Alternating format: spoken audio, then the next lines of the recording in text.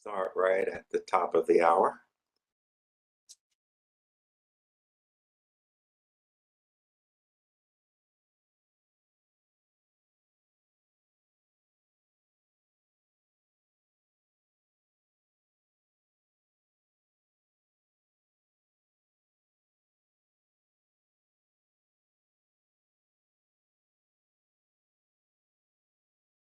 Good evening and welcome to the Business Roundtable. My name is Clarence Crawford and I serve as the President of the State Board of Education.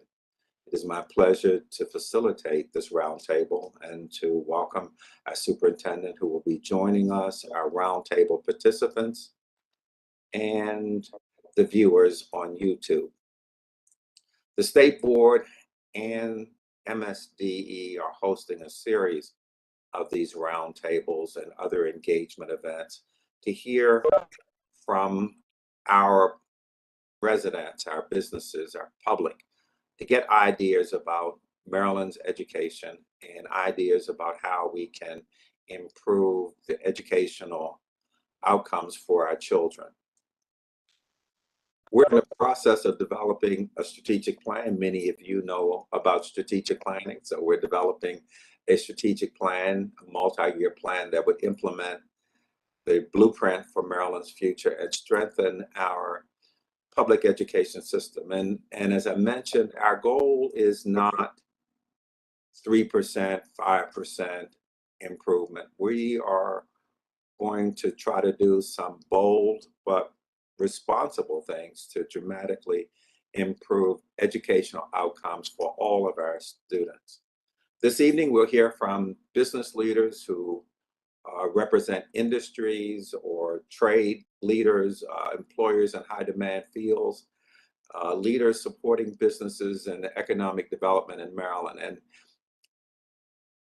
most of my career I've spent in government and in the private sector and then also a nonprofit, and hiring people and finding quality employees is one of the hardest things and one of the most important things that a business can do, because at the end of the day, I've found that your only real competitive advantage is the quality of your workforce and how well they're able to work together.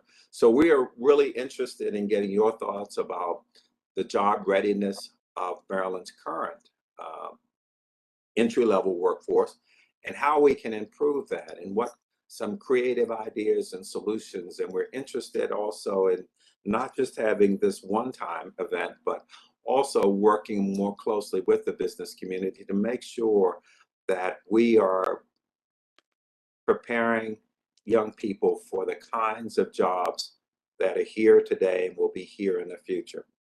Before we begin, I'd like to just cover a couple of housekeeping items. We are going to live stream this on YouTube, and it'll run from 6 to 7:30. And if you're viewing it on live stream, you can click the chat feature and send us comments and questions, and time permitting, we're going to try to answer some of those at the end. As a reminder, this meeting will be live streamed and recorded, so your participation implies consent to being recorded. When not speaking, we ask you to remain muted and feel free to use the chat, and really looking to just create a very nice conversation. At this time, I have distinct pleasure in introducing our state superintendent. We were also in the hiring business a few months ago, and we were very excited about that we were able to find and attract and bring to Maryland our new state superintendent.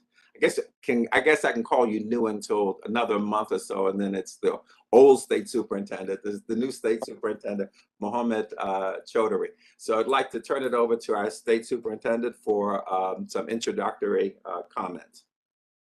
Thank you, President Crawford. Thank you guys for making the time. I know there's a lot going on in the world right now, but just having you guys making the time to do this means a lot to us. For us, you may have heard of the Blueprint for Maryland's Future, and one of the key goals of the Blueprint is to ensure all of our kids are college and career ready. By 10th grade, they are supposed to meet this mark of being CCR ready, or college and career ready. And what that means is that what we are envisioning for our children is by the time they hit 11th and 12th grade, if they want to pursue higher ed, they'll continue taking on those courses. But if they want to jump into the workforce, right, that whole 11th, junior and senior year is going to be reimagined in a way that allows seamless connections into the workforce. Easier said than done, right? I know from the private sector, right? Quicker, easier, faster to innovate, be able to work within various regulatory frameworks. Whereas the K-12, as someone who has served as a chief strategy officer while my time in Texas, we can be slower to evolve or be more resistant to it. So with all of that said, tonight, I really just want to hear not only just the things that you believe our kids need as they leave Maryland schools, but how can we make those connections more seamless, right? Like what's needed. One of the things, and I'll wrap up here, is this vision around having more apprenticeships, right? Being able to give our kids opportunities to begin to start taking paid apprenticeships. Well, that requires industry to be committed to those, right? And offer those. Well, what's keeping people from wanting to do that, and what would incentivize people to want to offer more of those opportunities? So again, thank you for your time. I'm excited to be in Maryland. I've had many crab cakes already and other things as well, including a Smith Island cake from Smith Island, by the way. It's really good. But outside of that, I really appreciate your time and looking forward to the conversation. And with that, I'll hand it back over to our board chair. Thank you. Thank you very much, Mr. Superintendent. We're very, very honored, very happy to have you here. What I'm going to do is I'm going to ask our participants to introduce themselves. So I will call on you and ask you then to give us your name and your position, title, and your organization. And I'll just go right down the list. So Whitney. Hi, good evening, everyone. My name is Whitney Harmel. I'm the Executive Vice President of the Maryland Chamber of Commerce, and then I serve a dual role. I'm actually the Executive Director of the Maryland Chamber Foundation, and one of our pillars is education, and the other is workforce development. So I feel like I'm in the right place and look forward to providing some feedback from our businesses. Thank you. Thank you very much, Whitney. Tasha, I know we were having just a little bit of a technical problem. Are you able to? I'll just come back to you. That's fine. Antoine? Yes, Antoine Roseman. I'm the CEO of Rexel Corp. We're headquartered out of in Maryland, and we provide overall IT services to include software engineering, software development, system administration, and also system engineering. And we often look for cleared workforce with clearances and non-cleared personnel, whether that's high school experience or college experience. Thank you. Excellent. Brian? Hi, good evening, everyone, and thank you for including my participation in this. So I'm Brian Dulay. I'm the Executive Director of our state's Business Roundtable. The full name of our nonprofit is the Maryland Business Roundtable for Education. I was in touch probably mid-pandemic with President Crawford and appreciated his invitation to have a similar conversation. And Superintendent and I talked again last fall. I did want to point out how impressed I am that he is referencing Smith Island cakes. Everybody's had crab cakes, but that's I'd like to know how many Marylanders have been to Smith Island. That's the next question for our panel, I guess. But I'm looking forward to this conversation tonight. It's a really important topic, so I appreciate everybody's involvement. Excellent, excellent. Sandy, are you? Yeah, Sandy Mahalko with the Maryland Small Business Development Center. I'm the regional director in the Western region out of Frostburg State University. So we help people grow and start businesses. And I also am an educator. I've taught in an MBA program at 2 different colleges, and I'm a school board member at my local school district for K-12. So got a pretty broad spectrum there. Great, welcome. Thank you very much. Thank you. Sandra? Yes, I am Sandra Eberhard. I'm sorry, I don't use WebEx and I can't get myself on the screen. However, Okay, I am here and I can see everybody. So thank you for good. inviting me. Sure. I am President and CEO of the Women Business Enterprise Council, Greater DMV, formerly known as WPEO DC. We are one of the regional affiliates of WeBank, and we certify businesses that are women-owned, and then obviously support them in education and connections to corporate America and federal government and folks like you. We have an MOU with your county, as a matter of fact. Excellent. I'm also an old math teacher, so, and a mom. Okay, all righty, sounds good. Excellent, excellent. And Sila? Hi, my name is Sila Lecret Barchel. I'm the president of International Corporate Training and Marketing. Locally, we are known as ICTM Translations and Interpretation Services. Even though we are located in Hagerstown, we work with clients from Harrisburg all the way down to Virginia, mostly with early intervention clients, different counties. And we work also with WCPS, special ed, and also with different medical practices. With the early intervention, what we do, we do the interpretation, and not only in Spanish, we do 16 different languages. And we are the liaison or the communicator between the parent and the therapist, and also the parent, the child, and the therapist, because the children get used to one interpreter, and that's why we assign one interpreter as a team, part of the team. So we are very much involved in early intervention here. And Excellent. I am one of the ones that feel that's key for the success of the child. Excellent. Thank you. Thank you very much. Taj?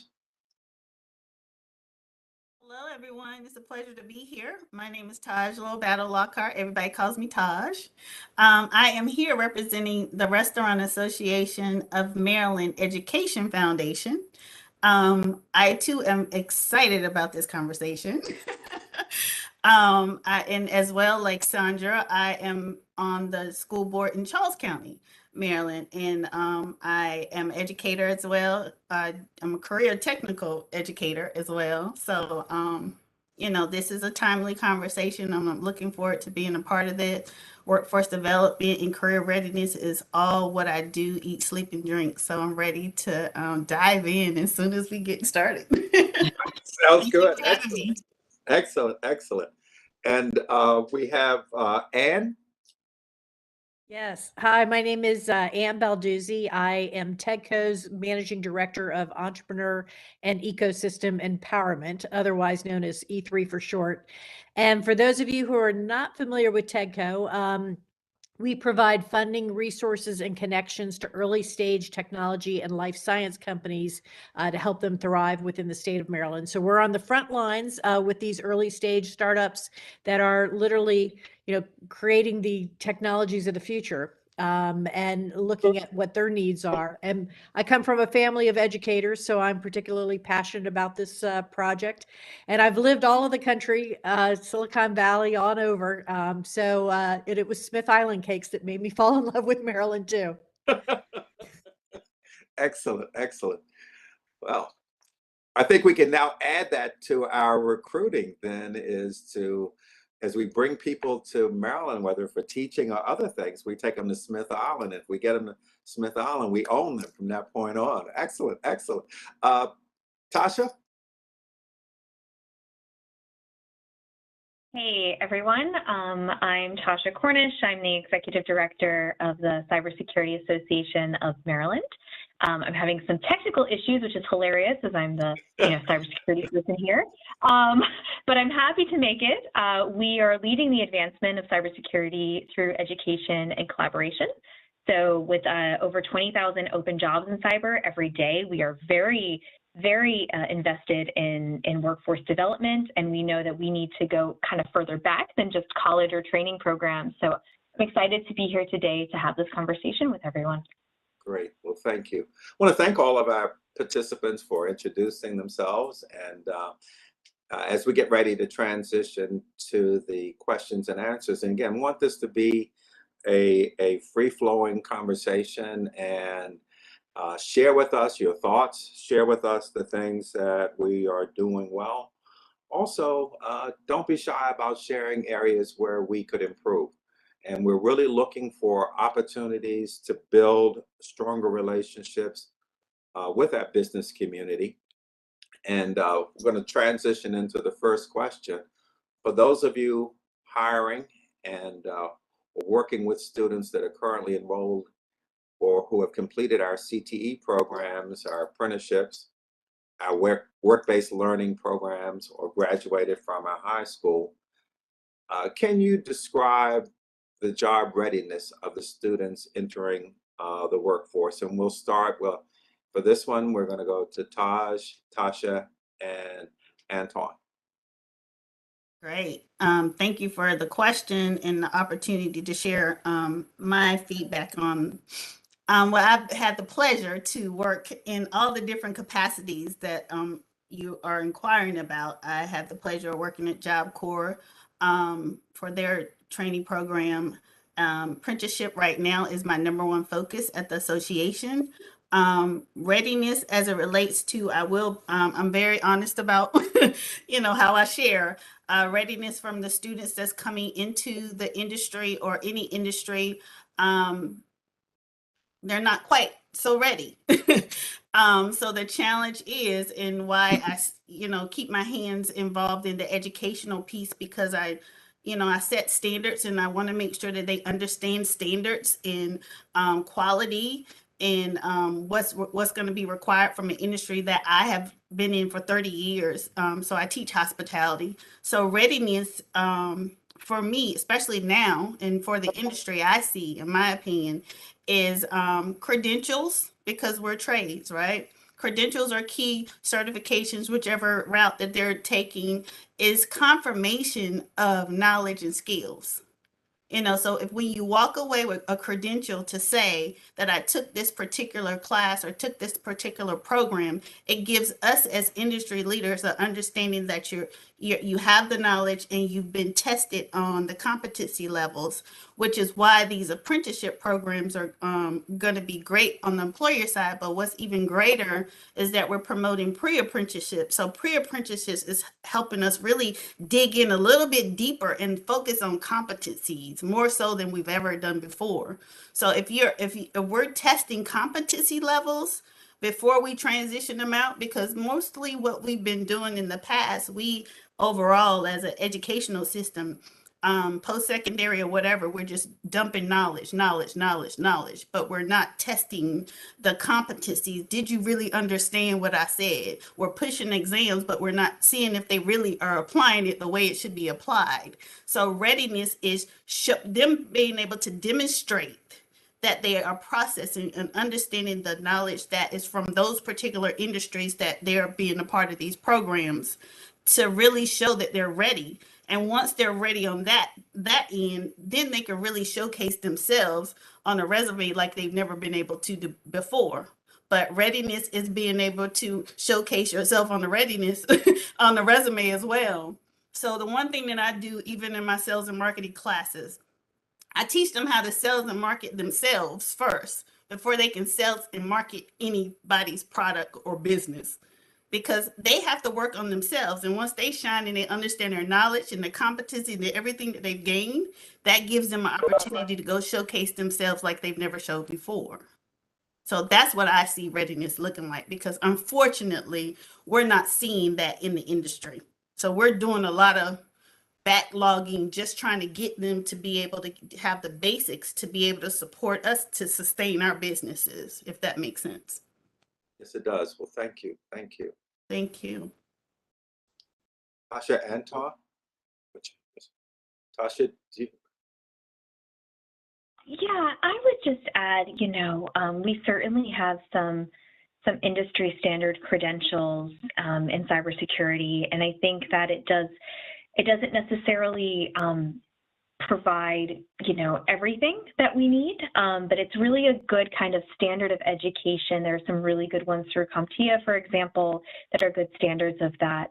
I would say the largest struggle, and I will let Antoine talk a little bit more about this because he has that firsthand experience, but that we hear a lot is kind of just bringing it all together among critical thinking and communication, which are really key skills within the industry of cybersecurity, and being able to kind of flow it all together and not just be technical, but have some of those other skills as well. So I know anything that can kind of promote that and foster that among K through 12 would be a great advantage to our industry and probably other industries as well. Thank you. Antoine. Well, it's a disservice that I have to follow up after these two ladies. But I agree with them. And I agree with them primarily because when we're looking at candidates, especially coming out of high school or some of the trade programs, we understand that you're not going to have the skill sets to actually perform the job. We're looking for you to sell yourself. We're looking for you to be creative in how you're going to advertise the things that you do know or you're aware of. One thing that I always like to tell potential candidates is that, hey, today's bleeding edge technology is tomorrow's cutting edge, and then that's next week's leading edge technology. So you got to understand the current trends that are going on in the marketplace. I understand it's always evolving, and you cannot know everything, but coming to the table with the understanding that, hey, I'm open to learning some things across the board. So the gaps that I see is that today, know that the potential candidates are not ready. They're eager to go to school to continue their education, but not always preparing themselves to sell themselves on the marketplace so they can actually start getting the work experience that they need, and then lead into some of the other cleared workspace. That's a whole nother conversation because we look for the cleared marketplace. We look for our candidates to come out not knowing all of the details about maintaining the clearance, but understand how to get there so then we can then be that bridge, that connector to get them to the next level. Excellent, excellent. Anyone else wanted to chime in? Anything that from any of our other participants, panelists? I just wanted to echo what Antoine said. He really hit the nail on the head with that, ability to be flexible. There is a constant changing landscape ahead of us, and things are going to be moving even faster than how we've been seeing them through our generation, for the next generation and beyond that. And so these kids really have to be able to adapt to change on a quick paced, schedule. They have to be able to anticipate that change, and they have to be able to kind of work around that. And they have to also be able to, in addition to like critical thinking skills, which we talk a lot about, team building skills, working with diverse teams of people. Yep. That's going to be a huge element in the future, because we're going to need those diverse teams to come up with the new and better ideas to move technologies forward. And then life skills too, time management. That's the one thing I see today that just seems to kind of still not be mastered by a lot of new people. But so even some of the basic stuff, we could get back to that. Absolutely, absolutely. So being flexible, critical thinking, being able to effectively, I guess, reinvent yourself several times throughout your career. And excellent feedback. We move to our second question is, what knowledge, skills, and competencies do students need to develop while they're in high school to be better prepared to enter the workforce? So here, turn to Sandra and Brian, Sandy, and Sheila, and then if there are others that would like to chime in, please feel free to do so. So this is Sandra Eberhard, and so I'd like to echo everything that was said for question one, because this is very similar. And I sort of took a poll with women business owners in my network, some of the other moms in my network, some who did homeschooling, as well as children who went to school. The first thing they all said was critical thinking and logic are fundamental. And it doesn't seem that our that we're teaching that anywhere. These folks are from all over the place, not just Maryland, but we've been teaching towards tests rather than helping our kids be able to access and analyze information on their own. So I also the statement about acting quickly, being able to see problems from different angles and then formulating solutions. We also thought, we said, not only diverse, but multi-generational. We have folks in the workforce now, especially women business owners, who are still providing most of the jobs are the baby boomers. That's changing and that's growing and that's moving, but you have baby boomer presidents and CEOs who are looking to hire the younger generation, but we all have to know how to work together. And sometimes our folks, in our younger generation, even, don't necessarily know how. So we need to help them with that diversity and teamwork. Being agile and adaptable, which is somebody said, but also being comfortable with that, right? Being comfortable with the idea of change. We're finding that our young folks coming to the workforce are uncomfortable with change. And so that, that's the adaptability portion. And then effective oral and communication skills. They're in their technology. They're in their technology all the time. So effective oral and written communication is suffering. It's absolutely suffering. To be able to express themselves confidently and clearly is something that we're finding we're having to teach them in the workforce. Sandra, just really quickly. So do you think these skills, right, that you just sounded off, which are all crucial skills, do you think they're So I've seen two different approaches for this, and I tend to land one way, but I wanted to get your thoughts. So one way is you do standalone courses and you give a kid like a standalone course to teach these skills, right? Like let's add another course and pilot onto our students through the K-12 experience. Another version of it is you need to rethink on how math is delivered, on how English is delivered. And, Correct. research does say math and reading have to be taught in specific foundational ways, but that does not mean that you can't have a literature class that looks at critical thinking, communication, all of those. What do you think? Where do you land on that? Or what do you think more? I think I fall in the second one, teaching a certain way, but I also fall in that category where I think our kids need real life experience. Partnering with me, my organization, and others that are here, and having our students have an opportunity to come out and face some of the real problems in jobs. Yes, interns come to work in the old days, right? I'm really old, guys. That's why I'm not on camera. No. Interns in the old days, you get a job, you get paid for it, you are in the copy room copying. Yeah. We're talking about internships where students can, first of all, determine, especially for areas that they think they want to go into or that they're interested in. Mhm. And yes, go ahead and do the copying and the filing or whatever, but also have the time to sit next to someone who actually is doing the job, the architect, the lawyer, the CPA, the cybersecurity specialist, on and on and on. And many times there's a diversity affect to that, along with multi-generational. So they'll learn how to deal in the real world. They'll learn communication skills in the real world, not necessarily from each other or from a textbook. So I think it comes in many levels where we have to teach our children how to do these things. Many of us that are sitting on this call, we started working at 13 babysitting and 16 were in the AMP, if anybody remembers the AMP.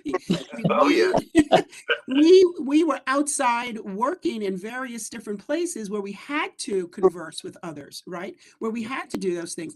I don't think our students nowadays are in that situation. I don't think that they're put in a situation that forces them to converse. And of course, technology is helping them only talk to each other through their thumbs. So we have to help with that because it's not going to be the way of the world. And being comfortable with it is one of the most important pieces to me. I got you. Reach out and touch someone. I got it. Exactly. There you go. Excellent. Excellent. And if you said that to somebody young, they wouldn't know what you were talking about. I said yellow That's right. pages the other day, and they looked at me like I was crazy. oh, yeah. I use the word, I told them about a Rolodex. Some young folks about Rolodex, they looked at me and said, Yes, "Go ask yes. your grandmother, she'll explain it to you." Exactly. My favorite line is this real or is this Memorex? Tell them that one. Excellent, excellent. And So I actually give speeches on artificial intelligence, and I see the really, the bleeding edge that somebody mentioned earlier, and that is quantum computing. That is all this biotech stuff, and that is requiring a lot of mathematical and analytical types of skills. And I see a lot of students get turned off early in that K through 12 process by math because of the way it potentially is taught. And I think there must be more interesting and ways of teaching math, or teaching some of those analytical skills, and that'll enable them to embrace it at an earlier age, so that they can continue to grow on that over time. And that's just the one thing that I think will be integrated into many of the jobs of the future, if those jobs even still exist in the future. And that's the key. That's the thing, is the jobs that are going to exist in the future, we don't even know about today. And even AI is integrating into the creative jobs, and it's writing articles. AI can write English better than most people. So, so some of those skill sets are maybe evaporating over time. I'm talking further down the road, but at some point, we have to keep continually adapting how we're teaching. But math, I think, is going to be one of those skill sets that is going to stay with us the longest. You are absolutely right on about the math. It has come out, as a country, frankly, on the international PISA exams, our kids rank well below developed nations, and the root of it is how we teach math. And then adults grow up to be teachers who have math anxiety, and we're used to teaching math by here's the algorithm, plug in the numbers, and solve for slope, versus giving them a complex word problem that are rooted in real world connections. And so that the fortunate thing is that has been challenged, and that shift is happening. It's not happening fast enough, but it is a big shift. It's a big shift. You go to algebra class, you see tiles, you don't see just the equation. And so, but it is a big part of that shift that is needed to develop those skills, and things like data science and statistics, and integrating versus a standalone geometry class, integrating the skill sets. Those shifts are happening. There are traditionalists who would like to hold on to things, but I say you got to break that up and blow it up, and we got to put it back together in a different way. And so I appreciate you sharing that, and you're right on what is needed in that area. This is San again. I'm sorry. I forgot to say one thing, as an old math teacher, one of the things I find as well is that our students are not able to manage their own money. And I'm talking about, stock exchange and retirement and the future. And I know things are changing very rapidly in the world of finance, but, I think that from a high school standpoint, our kids should come out with a basic knowledge of what they should be doing with their money. I don't think we have that anywhere yet. There are financial literacy standards in our state. There are some conversations about should it be a standalone course or embedded throughout. I tend to argue embedded throughout, but you are absolutely right on that. One of the fun things I did while I was in high school is play a stock market game and see how that we lost all our money, but I learned a lot. Isn't that amazing? I played a stock market game in the 5th grade. Yes. That's how education has changed over time. Yes. Is that we were playing those games in the 5th grade. Yeah. Well, we continue. We're going to go to Brian and push our thinking, push what we should be doing. Our goal is to prepare our children for a lifetime and for the real world. So push us where we need to be pushed in terms of ideas and suggestions and the like. We're very, very open to that. Brian. Yes, what great conversation tonight. I'm taking as many notes as I think some of the facilitators are probably doing. So I'm learning a lot from all of you. When I see this question, I kind of break it into 2 parts. For me and for our organization, the knowledge part has to do with awareness. So what our Business Roundtable often does is we're trying to kind of attack the pipeline issue at the beginning. We work with middle and high school students, about 25,000 students in our state. 2,500 of whom we work with on a daily basis. And I'm going to circle back with Lindsay with an overview of our work that we can put into the transcript later if that's helpful. But, you know, we try to do, for example, some job shadowing, a speakers bureau model where we get professionals in front of them. A data point or two might be helpful on this. And if any of you have some, please share. I often reference National Science Foundation and others. So among computer science graduates in our country, for example, Tasha and others could probably speak better to this than I could. 1 in 5 computer science graduates in our country today are women. And that's trending backwards. It was actually closer to 30% 20 years ago. So we're not making any strides there. 1 in 50 are women of color. So to the extent that we're using an equity lens on all the work that we're doing here, and I think many of us are trying, we're not reaching the audiences in our state in terms of the awareness of these careers. And what my nonprofit feels that's a core of its mission is, you know, putting a 25-year-old software engineer in a classroom, albeit virtually the last couple of years, from Northrop Grumman, for example, 10,000 employees in Maryland, putting her in front of middle and high school students and saying, this is what my job involves. I'm building a heat shield on a satellite, for example. This is a real example from recently. And this is how you can do this work. These are the skills you need. It's a great job. I make good money. The kids always want to know that, right? I work with colleagues I enjoy. I have a long career opportunity in front of me. Those are really exciting opportunities that can awaken and can spark something. The second half of the question for me in terms of the skills and you know, the abilities, that's where our organization gets into, for example, mock interviews. And I think Whitney and others on the call are doing some of this work with the teacher externships, right? You know, we're doing campus tours, traditional things you've heard of. But that part, and I've heard some of these commented throughout this discussion already tonight, you just can't emphasize this enough to the teachers in the classrooms. Former teacher myself, and I don't want to lose, let me step aside real quick here. I don't want to lose the opportunity tonight to recognize the enormous efforts that teachers in this state have made over the last couple of years. I won't assume I speak for all of you, but I have a feeling I do. Many of us have teachers in our families, and we've been in classrooms in the past. I feel like at the level of healthcare workers, as I look around the country the last couple of years, I feel like they're doing double and triple jobs. And so when the results haven't always been what we wanted, or I don't always agree with every policy, I've just been enormously impressed by what they're doing. So, I have 3 boys in my home in public schools, and they would echo that. So I just wanted to add that comment. But, you know, in terms of this addressing what they're going to do with skills and abilities, asking a question, pause on that for a second tonight and think about it. We do that as adults. It's really hard for young people to understand how to formulate and ask a question. And my theory on that is social media is not rewarding that. So they're not growing up in a tech environment. They're taught to brand themselves and to speak their mind, and that's great. And our country does that really well, and we value the freedom of the speech that goes with that. But the ability to listen and ask a question are 2 very different skills that the employers, the CEOs, the HR offices often tell me this.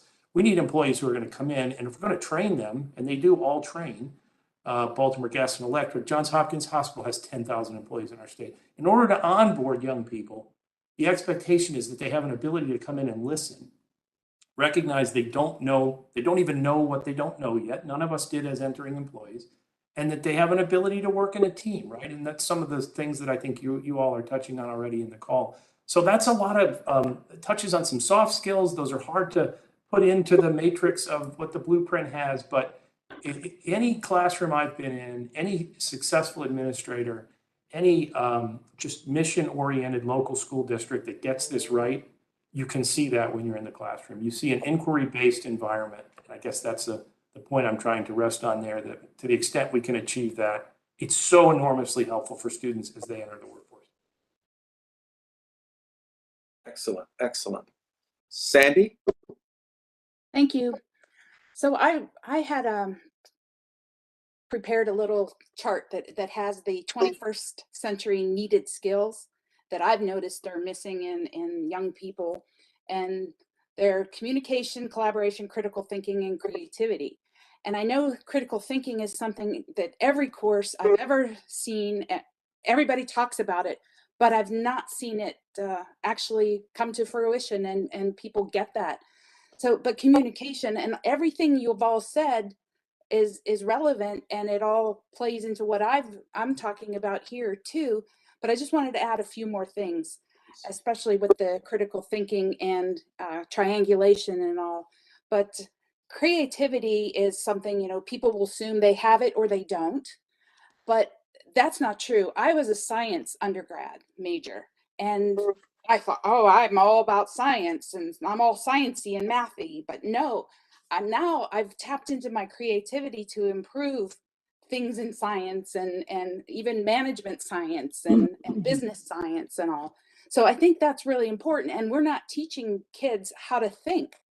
And there's lots of different ways of thinking, you know, entrepreneurial thinking, design thinking, creative problem solving. We have to instill that into kids from early on.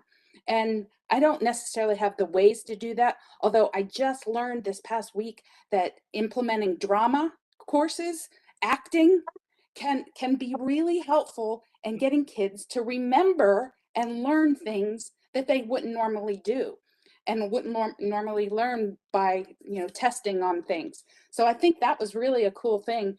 And that brings up another one, is instilling a lifelong learning value. You know, you have to have kids that want to learn, not to just pass the test, not to just get the degree, but actually want to learn. And how do we do that? That's I guess what, you know, educators' jobs are, is to get them to learn. And if you're coming up with new ways to teach them, that's all great. I have to say what I see missing the most, and maybe this is going to be one of those lost skills, is writing. All of the assessments that I had done for one university were in writing. They had to write something. They had to prepare an argument. And no, very few, maybe 10% of the class did it well.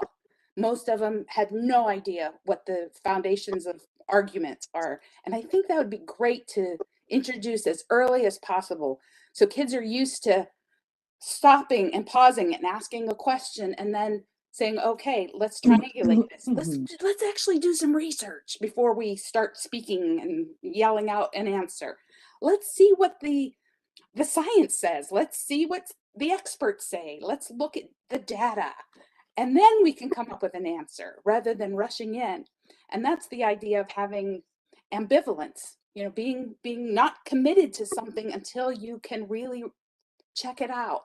I mean, people, when you go buy a car, you're going to do some research. You're going to look at all kinds of different things. You're going to look at reviews and other people's ratings, and you're going to expertise. You might pay for something like that. Why would you make an important business decision without doing some research? So I think that's important. And then, of course, getting kids ready for what is next. At the school district that I'm work with, you know, they have that GRIT. I don't know if you've heard of the GRIT Foundation, you know, the GRIT books and all. So they do that with the resilience, but the important thing is they get the kids ready for what is next in their lives, whatever that is. They're ready to go. They're agile. They're, you know, whatever comes up, they have the skills and the resilience and the will to deal with that. So excellent. That's what I had. Excellent. And wait. yes, please, absolutely. It's at the top of my list too. Okay. It's the buzzword of 2022. Empathy. Thinking of you instead of me.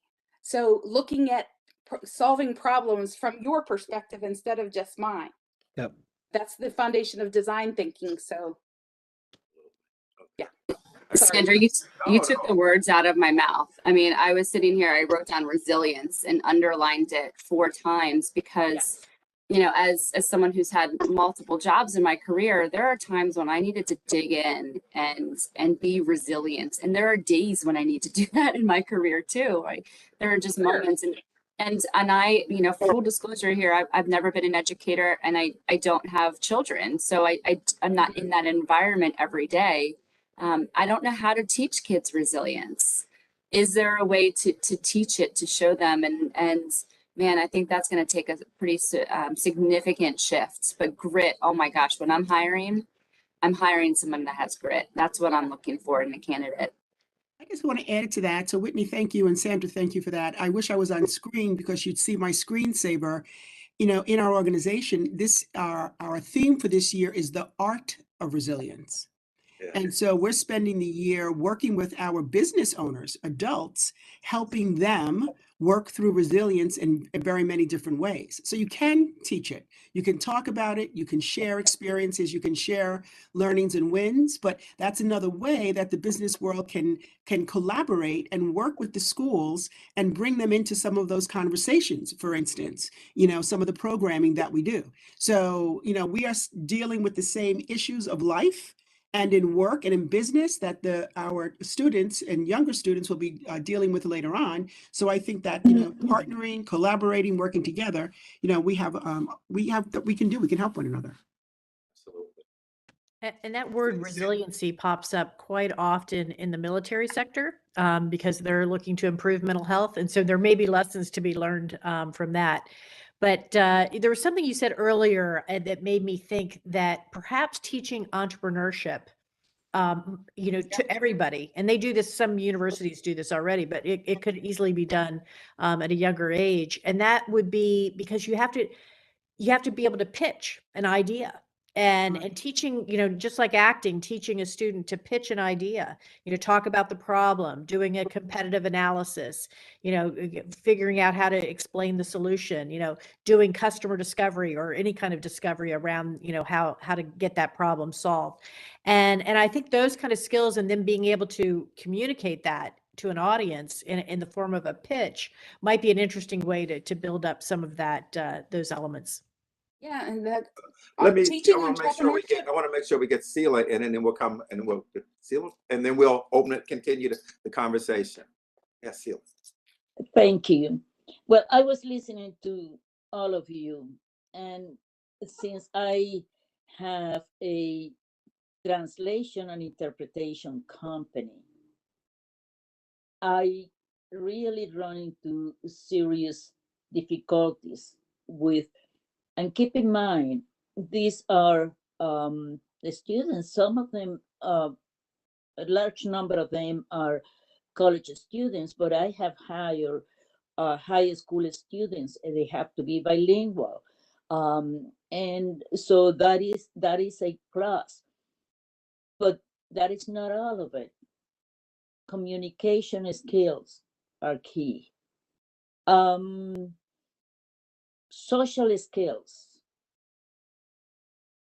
thinking skills, responsibility. And I'm mentioning this because it comes from the time of hiring, and some of them don't make it to the training, because to be a good interpreter is not just being bilingual. There are many other requirements to be a good interpreter. But sometimes I approach or I reach out to different universities, and they put me in contact with some students, and granted, these are already in college. But I think these skills had to come from earlier on. And their communication skills are sometimes horrible. And I kept thinking, oh dear God, they are just beginning now. How are they gonna make it? How are they gonna advance? It's social skills. When you are in an interview, at least you have to, when you address the person who is interviewing you, you have to use certain type of skills, some type of respect, and thinking skills, and also when they communicate, they expect to do it just through text. When we have the initial conversations, and I said, okay, we'll send you an email with, we need this information. Oh, can you text it to me? And I kept thinking, that's not the way to communicate. We do use text when they are already interpreters and we need to communicate quickly, to do an assignment. but the preliminary approach, and I said, no, I'm not going to send you a text. We will send you an email with an information. Okay. And this is not once or twice. Okay. So then a week goes by, 2 weeks, I follow up. Oh, I haven't looked at my emails for 2 weeks. I do text, not emailing. I said, okay, you're done. And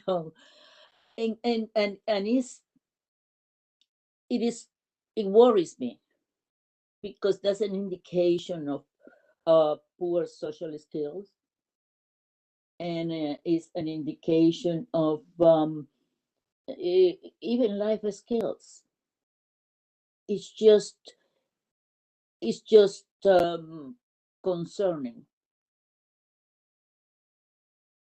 Absolutely. What do you all think about that? Oh, it's so true. I work with younger folks, and I'm shocked. We have to have conversations about how we communicate in our organization, how we communicate with our constituents, what works, what doesn't work, what is acceptable, what's not acceptable. One of our core values had to become accountability, so that they learned that they were responsible for certain work and certain type of work at a certain quality of work. Somewhere along the line, part of the generation that we're hiring now is the generation that got an award for participating, right? And so that generation is in the workforce now, and they want an award for participating. They don't know the difference between participating and success. So I hear what you're saying, but I think that now I'm not saying going back to the old ways, but there are some basic skills, as you said, social skills, communication skills, everybody has said, that we need to make sure that we get our children, so that they are going to make it in the work world. I unfortunately have only 9 more minutes because I have another meeting, believe it or not. Absolutely. So I just wanted to say that before I left. Thank you. Thank you very much. And when you need to drop out, please feel free to do so. We appreciate your comments and your engagement. Are there any other comments on this topic, or we'll move on? Yes, I really just quick. have to add one thing too. Go ahead, Antoine. Really quick, as a technology company, I agree with you ladies.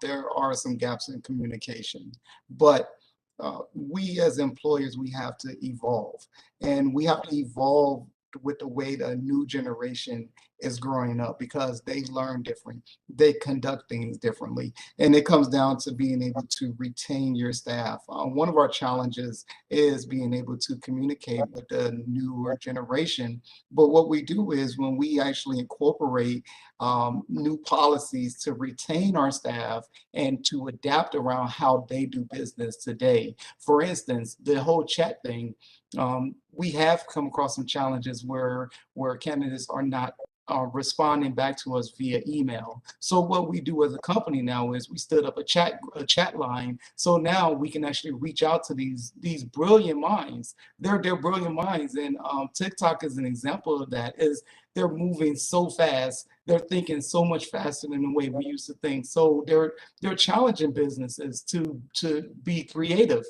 In a recruitment process, they're challenging us to be creative on sustaining them. They're challenging us to be creative on how we actually reach out to them. So I agree that there are some communication gaps, but it's helping us evolve not only as a company, but also how we communicate with the newer generation.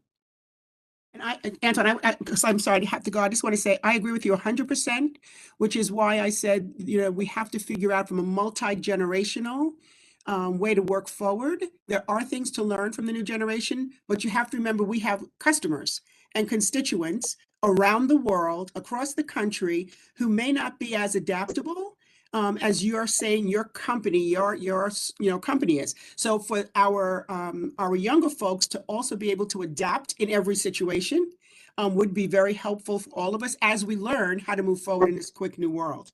The only thing I wanted to say for my last 2 seconds is, how can we work together in the business communities? Yes. We have so much need of labor.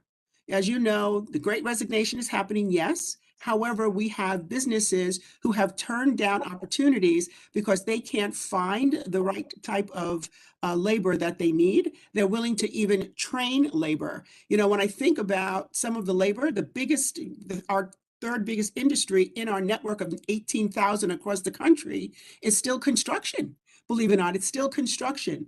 But somehow along the line, our children are starting to feel, our students' children are starting to feel that college is the only way. It is the only way forward.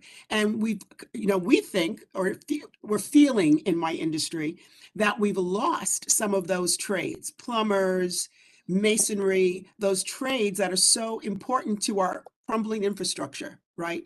We don't have the trained labor to be able to help with that. So if the schools can once again offer courses, I'm sure you offer some probably in here, but there are so many schools that don't offer any type of training in that we used to offer, that we used to call BOCES, but and making sure that trades are not looked at negatively as they're moving forward in life.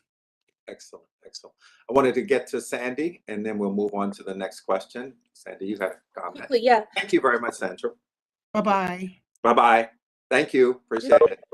Piggyback on what Sandra was saying and Anne was talking about entrepreneurship. You know, the other part of it is for those tradesmen, they need to learn entrepreneurial skills if they want to just be self-employed in their future. But what I was going to say about entrepreneurship, it needs to be across subjects and disciplines. It's not just enough for it to be in the business curriculum. It really needs to be incorporated. And I've had a really tough time getting others to see that. So if you can figure out a way to do that, please do. We see that as well with my nonprofit. Some of the very qualities and skills and knowledges that make you an outstanding entrepreneur would also make you an outstanding employee. And in today's market, today I'm an employee, tomorrow I'm an entrepreneur, 2 days from now I'm back to being an employee. So people transition. So having that ability to move back and forth, I've seen it up close and personal. These are great discussions, great discussions. The next area topic is how can education and business communities, how can we work more creatively and collaboratively to grow the work-based learning opportunities for Maryland public school students? And I would even say, building on what Brian mentioned, also opportunities to give our teachers and administrators an opportunity to experience industry and to refresh their knowledge so that they come in with renewed knowledge. So I'm going to go to Taj, and then Sheila, Brian, Tasha, and Whitney. And then others can chime in as well, just as we've been doing. Awesome, thank you. Love the question. How can we do it? Definitely by collaborating. One of the greatest challenges that we know of, we have a lot of educators teaching our trades that have never been a part of our industry. So the big thing we must do as school systems is we have to invite the industry into the school system so they can, one, be the storytellers to get the kids engaged and excited about like their journey of how they got there. I think we've moved away from that. Not sure why, especially when we have a teacher teaching a curriculum that she's not quite, or he's not quite familiar with. And now that due to the announcement yesterday with the governor, I think that opens up a major door. Especially I can speak for my industry because it was the hardest hit one during COVID, hospitality, is that, you know, things are different. Restaurants shut down. There's still qualified people out there, but they had to make some hard decisions. So now you have qualified people that can come in and support you and delivering the content or really talking about the trade from their experience. And even with me, when I teach hospitality, I share real world compared to but we got to do curriculum because you got to pass the test. However, this is what real life, real world is all about. So we have to make sure that we're incorporating the real life experience of what they're going to experience when they truly get out there in the world versus what they're learning in the book. Because as we are learning more and more, as some of the panelists have already said, that we're so fast paced, the books can't keep up to what we're doing in the industry. So that's why we have to find that happy balance. The other thing we need to do, and I just kind of want to piggyback on something from the last question. When we talk about collaboration, one of the most valuable things that we did when I was at Job Corps is that we had our academics and our trade instructors collaborate. And what that looks like is I took all my math problems out of all my math lessons out of my curriculum guide, and I shared it with the math educators over in the other side of the building. So now they are more familiar with learning math through that particular teacher, because it's all about relationships, right, with kids. Once they find that right teacher that they connect to, why don't I just give that she knows very well, that they can learn and better understand math from the industry perspective from the teacher that teaches it the way that they understand.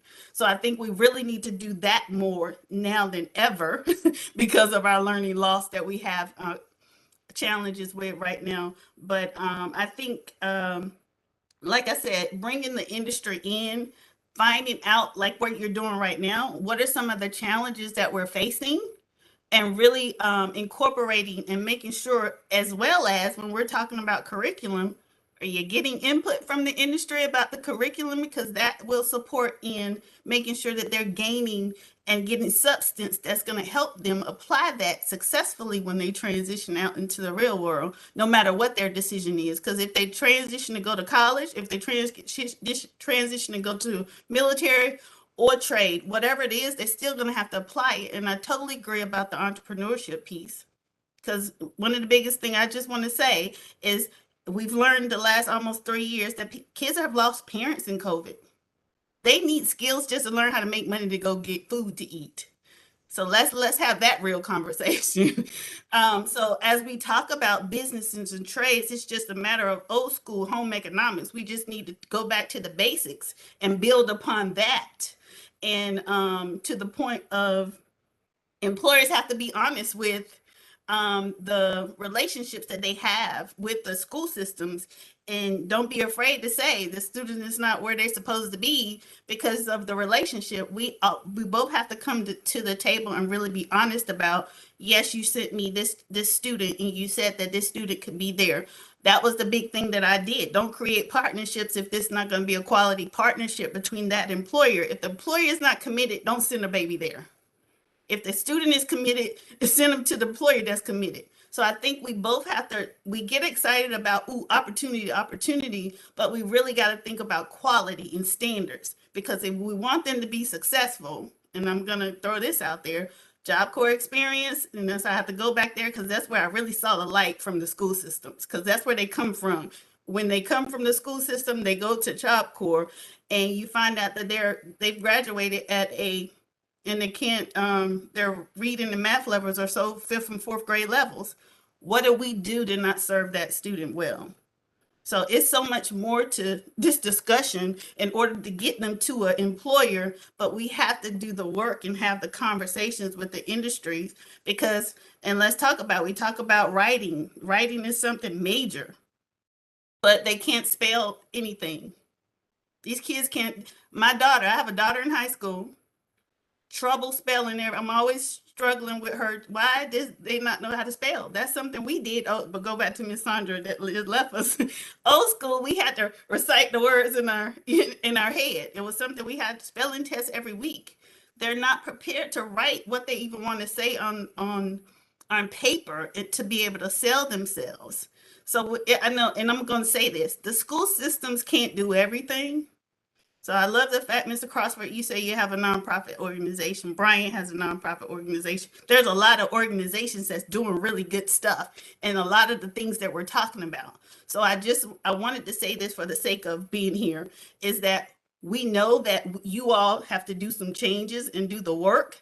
However, there's organizations that's doing some work that can support you in some of these areas that we're talking about. And exposure, the one other piece I just want to say, and I have a nonprofit myself for girls, so trust me, I understand everything that everybody said. Exposure early on is going to be the key. I think we fail students when we wait till the last 4 years of their life to tell them to figure out where they want to be when they grow up. So now they can go talk to the superintendent at the state level and say if that's what they want to be and that's what they think they want to be, and then they go shadow them for a day, and then they go shadow them for a day, and you find, I don't think I want to do that. So now we have time to change it if we do it earlier on. But we are so totally. Think about it. 4 years I have within this 4-year time frame. I got to figure out what I want to be when I grow up. I got to apply for college. I got to do all these things and find a job and all that stuff. And then if I want to change my mind and I've accepted for college and maybe that wasn't a scholarship, that's money that we're losing and investing because nobody helped me help myself prior to. So what I do, I started 8 years old with the girls that I serve. And I bring people like every last one of y'all to them if that's what they want to be when they grow up, so they can go have those conversations now and they can have those experiences now.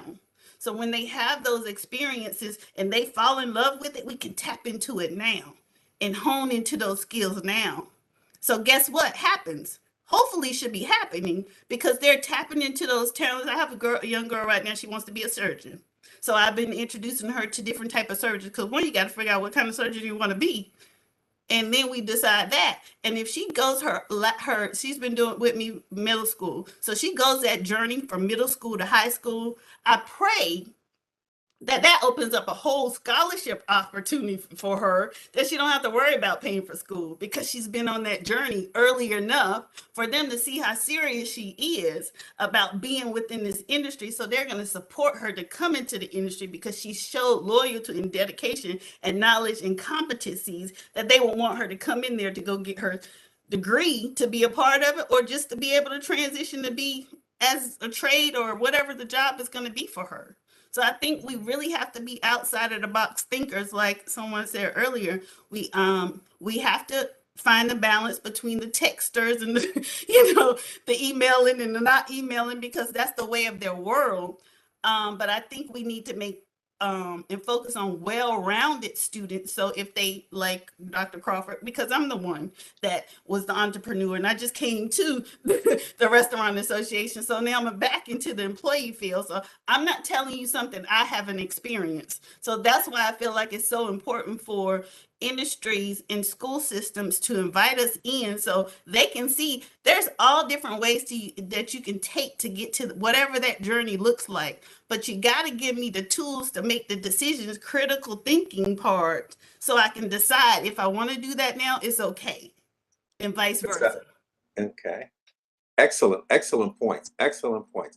Want to try to get everybody in, but really great points. Sila?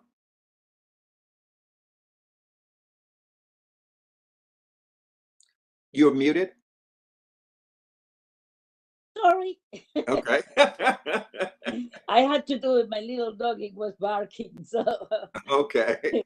okay. Excellent. I do think that it is true that the business community and educator need to work together, to prepare the students, and like the job fairs, the job shadowings, mentorships, internships, apprenticeships. I've been approached about internships. Well, unfortunately, I cannot do it at my company. And the reason for it is because we provide interpretations between clients and the, for example, the teachers, the therapists, the physicians. We have to have criminal background check. We have to, so I would love to do it, but I can't. And that's my difficulty because, and I agree that we and I think I do meet the potential interpreter halfways as far as technology. But I also have to think about my clients. Absolutely. We have parents who don't have they cannot do it. They don't barely use a cell phone, you know. So I need to be able to have an interpreter, and I'm talking about my industry because that's, you know, Sure. what I know. And that's what I was mentioning earlier, social skills, ways to communicate differently, think at the moment, how am I going to get my message across, you know? And I really have difficulties, and I have taken recent high school graduates who have been excellent, you know.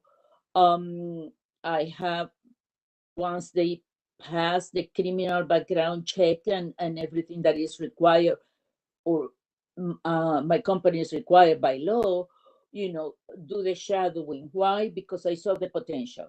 Sure. I saw that they like, and I work with them, and these is 3 young ladies, and now they are 3 of my best interpreters. I work with them because I saw the potential. Sure.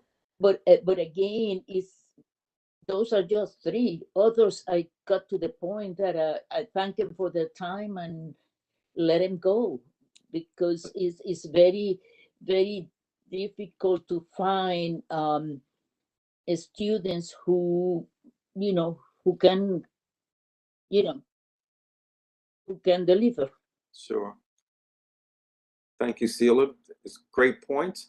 I'm going to try now to go to Brian. Sure, thanks. 2 brief points on my part. Antoine, I didn't want to lose a thread from earlier. TikTok's taking over my house, so I just wanted you to know that. I got 16, 14, and 11, so you got to get on board, right? But in all seriousness, the best principal I ever had when I was in Baltimore City, Elmenta Bell, wherever she is these days, I remember her saying 20 years ago, she said, technology is not going to replace teachers. It never will, Brian. She said, teachers who can use technology are going to replace teachers who can't. And you've probably heard that paraphrase, and it's very true. And it's true in companies and across the employment sector. So I think that's something we should think about often. The other point I just wanted to touch on, and I guess it's a friendly request of Clarence and Mohammed, forgive first names here and just some brainstorming, but of all of you, as you have business leaders in front of you at state board meetings or in your state travels, I've made this pitch to, I guess, 4 or 5 Secretary of Commerce, of Labor, and those have changed over the past few years. I've done this with Republican elected officials and Democratic. To the extent in our state we can streamline the expertise across organizations so that there's a lead in many of these initiatives, it's enormously helpful. And I always try to declare my business roundtable doesn't have to be a lead on any one of them. Some of these are frankly and candidly, they're just turf wars. We're swimming in the same waters. Speaking of nonprofits or any associations that work on this, we get that. But, you know, in Whitney's case, her previous administration, we held a joint board meeting a couple of years ago, and we said, what are we doing? What are you doing? What are we doing? Where's the funding? How do we help you? And I want to continue to do that with the chamber. And where can we get out of your way? And then are you aware that we're a lead? So as a disclaimer here on this call today, we have about 3 grants right now from the State Department of Education totaling $1.5 million. I try to declare that whenever I'm in a public setting. You know, we have a lead role with federal and state dollars on CTE, or we have something on something called the Next Generation Scholars Grant. So I want you to all to be aware of that. I'll send a resource after the call. If you can help us with it, great. And then in many more cases than that, where can we help you, right? So because I was at a conference in Colorado to use it as a kind of a gold standard. They're getting this right in that state. They have a higher ed lead. This is the one that's it. And everybody doesn't have to like it. You may not think they're doing the best job, but they kind of get out of the way and get in line, right? Apprenticeships, internships. Senator Rosenpep's been at this for 10 years. If he's the lead, and if he has a counterpart on the Republican side who wants to do that, let's support them, is my, I guess, long-winded ask of, rather than, because the way I hear this, and I'll close with this, I've had at least a dozen local superintendents tell me this over the years. You want to do a career fair? My doors are open. I'd love your resources. I'm great. There's 20 career fairs knocking on my door, right? They hear this all the time. You want to do a summer program to help with onboarding? everybody else does too. So we've got to simplify this, I think, at the state level and speak as best we can with one voice to identify the initiatives, million women mentors, whatever it is, let's try to recognize leaders. So I appreciate you listening to that ask. Thank you very much, Brian. I'd like to turn to Tasha and then Whitney. Great. I'll try to be brief as well. I would really just like to echo what Brian said. You know, I was in Annapolis earlier today testifying for a bill that would bring together labor, education, and commerce together for cyber workforce development.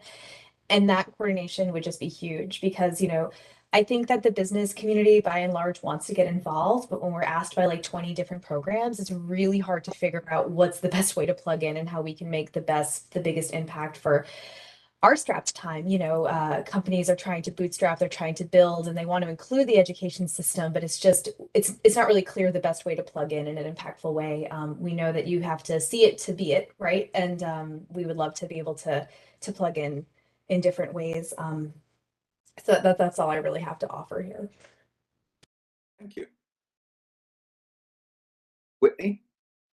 Following up on Brian and Tasha and speaking for the business community, the Maryland, Brian's very familiar with this, the Maryland Chamber Foundation 3 years ago established our teacher externship program. So we took what I think is a different way to look at it, where we're putting public high school teachers into businesses for 4 weeks during the summer. And they're not there to work, they're there to learn.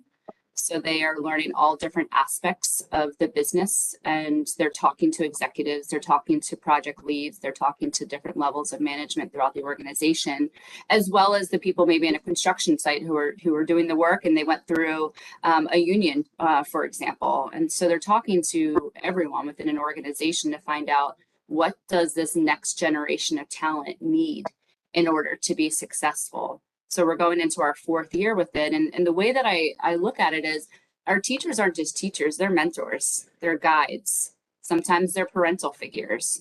They are trusted advisors of young people. And so I think a little bit different than Taj and what you said earlier, that I don't think a child needs to know what they want to do in middle school. I think it's unrealistic. I think this next generation is going to live longer and they're going to work longer. And so to think that a student would know at 15 or 16, I think is a little naive, that we should be showing our students a lot of possibilities and harnessing their talents and then showing them what's possible with those talents. And that's not always going to happen at 16. It sure as heck didn't happen with me even at 21, I'll tell you. I'm not in a career field that I was trained in by any stretch, but what I learned through college and through my education and now through my career is how to harness my talents into something that I really love. And so through our program, we're taking those trusted adults and then putting them back into the classroom. And Clarence, what we're finding is the businesses are maintaining those relationships with their teachers and finding ways to directly engage. Now that we're back in the classroom, the hope is that when field trips start to happen again, that's a natural next step. I do know firsthand that multiple teachers from last year's program have already done some training with their students on resume building and interview skills. That's just one area where our businesses have gone into the classroom to do that. I know several teachers that have implemented lesson plans based upon a construction job or a construction company where they were partnered for the summer. So we're trying to give that real world experience to our teachers. Because if you ask me to go into a classroom and teach a lesson plan, oh man, that would be crazy. We can't expect our educators to know what's happening in a business in their backyard if they don't experience it firsthand. And so we're bringing that real world experience to them. And it is funded by business. So Brian, I know, has been doing the grants. We are fully funded by the businesses here in Maryland. Excellent, excellent. Thank you. Great. Well, we're at our last question, and we'll just do this sort of a pop-up. This one is one thing that would dramatically, if you could do one thing that would dramatically transform Maryland's educational system, what would it be? So ask you to just sort of pop up quickly, and we'll get as many people in as we can. But we'll start with Tasha, Antoine, Whitney, and Sandy, and we'll capture as many people as we can, if you can treat it almost like popcorn, what would you do? So Maryland is an educational powerhouse. We have a great community college and four-year system as well. It would be really great if every student, regardless of what high school they attend, can have access to those resources to get some great technical education. Thank you. Okay. Antoine? Yeah, Doug, I don't know if this is actually going to apply towards the dramatically transform, but the notion of the creative thinking and exposure early on has to occur. Even looking at it from a technology point of view, kids are getting laptops and tablets in their hand at 2 years old before they can even speak it. They know how to utilize that technology. So imagine what can be done inside of a classroom provided by an educator that can actually transform how that child is educated and brought into the technology world. So exposure and that creative thinking. I know that I'm definitely not the oldest or the youngest one here, but I'm definitely in the middle where I was told why. When I asked the question why, he was like, hey, stop being disrespectful. But now that I'm older, I encourage young adults and kids to say why, because that's sparking creative thinking, so then they can continue to say, hey, well, why am I doing it like this when I can do it like this, which makes it easy, simpler, or even more complex. Regardless of what direction it goes in, it continues to spark that train of thought to continue to encourage them to do something better, do something different. Excellent, excellent. Whitney? The biggest pain point I hear from my businesses is the lack of skilled training. And so when Mohammed said at the very beginning, this idea of CCR, man, I perked up immediately. The idea of having students who desire to go into skilled trades, do that the last 2 years of their education, much like a European model, that is extremely exciting. And I can give you a dozen businesses right now who would be all in. This, and when you look at the infrastructure bill that's being passed on a national level, and what is going to be required in order for Maryland to keep up with infrastructure and construction, we're just not agile enough right now. And I keep hearing that word, and we need students to go into those trades immediately. Excellent, excellent. Thank you. Sandy? Yeah, so I've simple. Eliminate traditional testing. Well, almost eliminate. Incorporate and learn to find better assessment methods that test for both skills and knowledge, and that is able to be applied. So someone had mentioned it earlier. If you can't apply your skills or knowledge, then, but testing sometimes doesn't prove that they can apply a skill or use that knowledge. So I have an example that I've used in the past, and it's portfolio based, which is very real life. So the assessment is more like, okay, here's some questions to guide you, but here's all the content that you were given and all the subject matter that we've covered. Now you tell me what you've learned. You tell me how you could apply this. Here I will give you an example of how to apply this. You take yours and make it your own. And if you want to do a PowerPoint, that's fine. If you want to record yourself, that's fine. And make it to each person's. I know that K through 12 is all about testing, because you have to get those test scores into the state and you have to benchmark and all that. But you asked for dramatic, so that is dramatic. Okay, excellent. Thank you. So let me just open it up. Anyone else have any suggestions that would be transformative that we should hear about? Clarence, I'm cheating. I have two, but I'll be really brief. One is, just a full on-board across the state commitment to equity. And I define that word as broadly as possible: race, gender, geography, orientation. What is it? The demographics. I think we're a minority majority state by 2030 and a minority majority country by 2035, something like that. There's no way to scale our way out of the hiring issues as the baby boomer generation leaves without everybody having the opportunity. And I think I'm preaching to the choir, but putting that in practice is much harder. And the second one is the ability for us to scale. I do applaud scaling here, mastery-based learning. And again, that's defined in different ways, but You know, an 11-year-old and a 17-year-old studying French together, probably not very practical. I've heard superintendents really weigh in on this. The bus routes, the time, the safety issues, there's a lot of hurdles. But the real world, and what I hear from CEOs, is that's exactly how companies work. Once you're masterful and you're competent and able to do something, it doesn't matter if you're a first-year employee or a 20-year employee.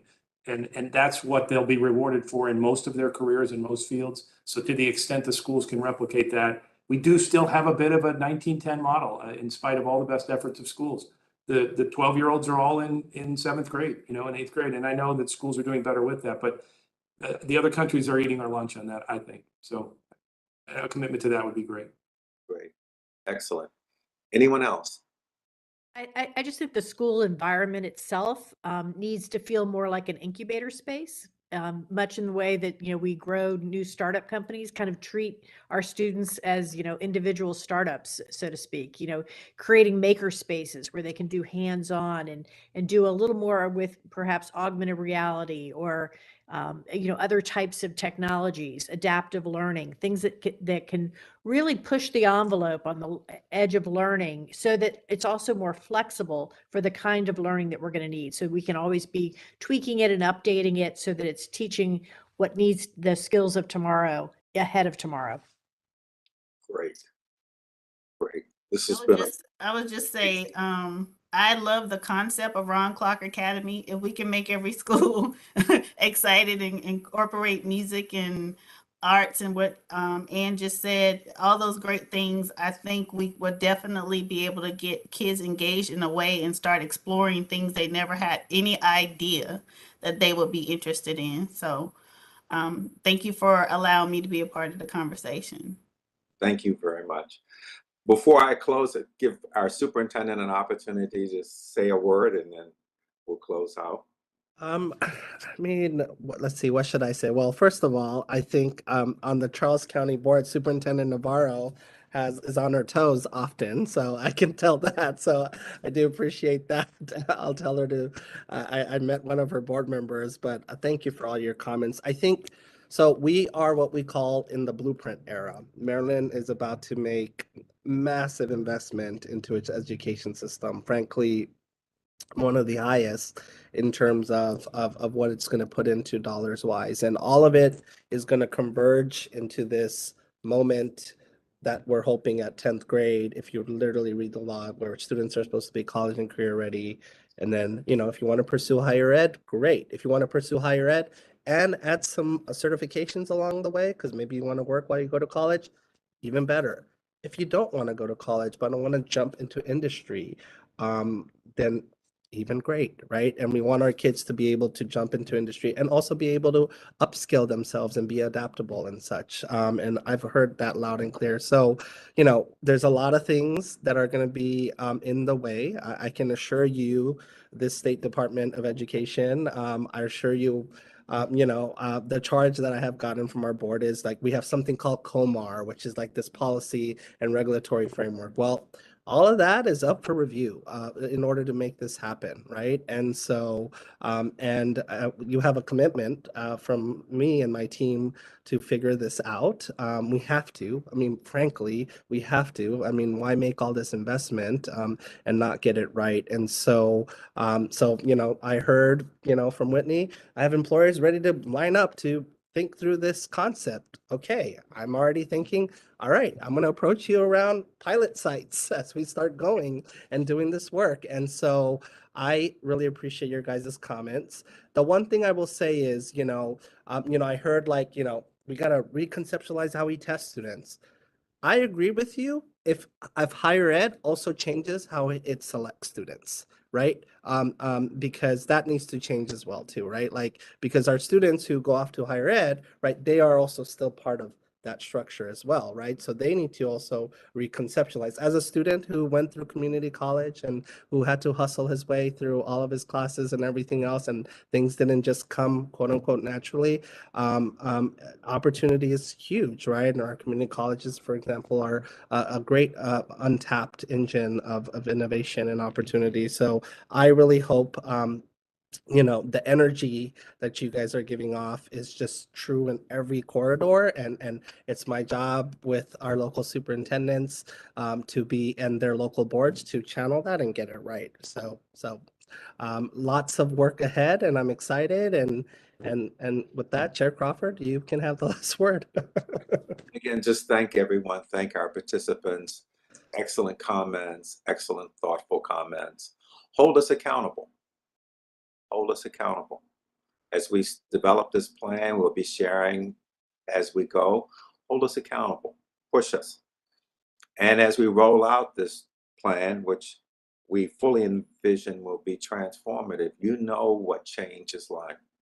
So we're going to need some champions out there to say the department and the board isn't totally crazy on some of the things that we're doing. And so we need champions that will help and be there to support us as we go. We have a great department and the educational system here in Maryland, and the timing is just right for this.